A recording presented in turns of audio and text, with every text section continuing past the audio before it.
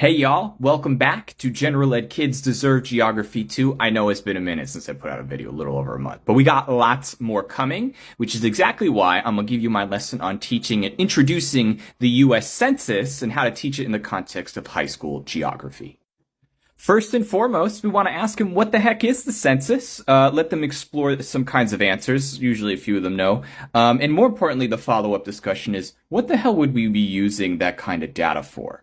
And I'll introduce the census website. We'll, take a look at the top. But when I scroll down, there's all these different stories here, which I thought were great examples of potential different ways to use the data. Do disabilities impact older people's movements, family dinner routines among demographics, all these sorts of things are ideas to get their minds thinking about what do we need demographic data for? Specifically around taxation, apportionment, schools, public projects, hospitals, all these sorts of things. What in their life is paid for by the allocations that population and demographic measurements provide for our community.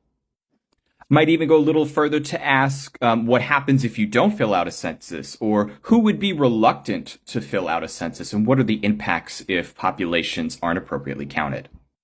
We always love to provide a little bit of history, so the origins of it as a constitutional mandate, and when the first one was done in 1790. This story is always the ditty. The 1840 census was largely made up to try and prove that freedom made black people lose their minds, and did so through overinflating black folks incarcerated in mental institutions, which you can only imagine what they were like then.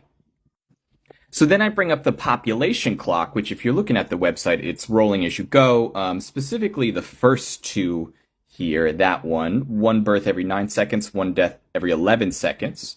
And you watch those meters go, and I'll split the class in half, and I'll have half shout the word birth and half shout the word death when that meter expires. Might also introduce the U.S. population by age and sex, and any questions that might come up based on these data sets that we present them. This, of course, leads us to the task. Here is the 2020 demographic data map viewer from the census. They're given a couple of questions, and they just have to type their address here, and it'll take them right to their census tract, and they'll be able to answer questions on population density, demographics, and housing occupancy.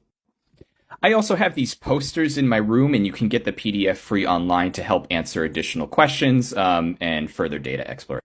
Check out General Ed Kids Deserve Geography 2 on YouTube for long-form podcasts on the issue. All of this will be available on TPT, and thanks again.